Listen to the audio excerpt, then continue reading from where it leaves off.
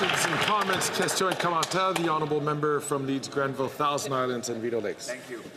Well, thank you. And of course, the words of the Leader of the Official Opposition do bring great hope to Canadians at a time when they need it most.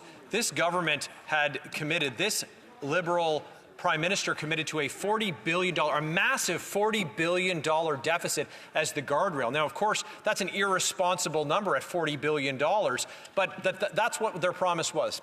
And they smashed through it. And who are the they? It's that NDP Liberal Prime Minister and carbon tax Carney, his real economic advisor. And they tried to pin this massive failure on their finance minister. Now, she declared that she didn't have confidence in the Prime Minister and that she wouldn't support him.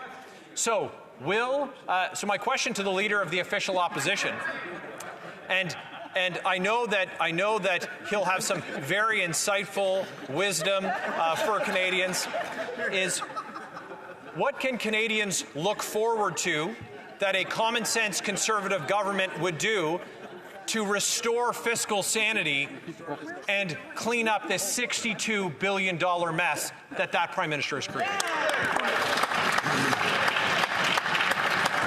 The Honourable Leader of the Opposition. $62 billion mess. That is such a tough question. I almost didn't want to stand up and answer it for a second there. But it is a big mess. It is an incredible mess that this Prime Minister will leave behind when he takes run, and I understand that might happen any minute. As carbon tax Carney is lining up, you almost wonder if carbon tax Carney planned it all this way. Right. You know, he's the top economic advisor.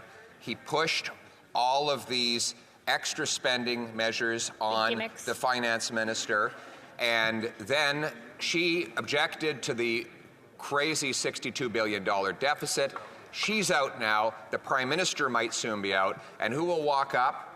Well, carbon tax Carney, taking the wheel of the bus after he helped crash it, Mr. Speaker. But he's not the only one. There's also the getaway car. Who's been driving the getaway car? The NDP. The NDP leader. Today he said that the Prime Minister should resign. And yet, just days ago, he voted to keep the Prime Minister exactly where he is. So it is time for the NDP leader to state clearly that he has not only lost confidence in the Prime Minister, but he is prepared to vote non-confidence or take any other legal steps necessary to express non-confidence in this Prime Minister in order to trigger a carbon tax election as soon as possible. Yeah.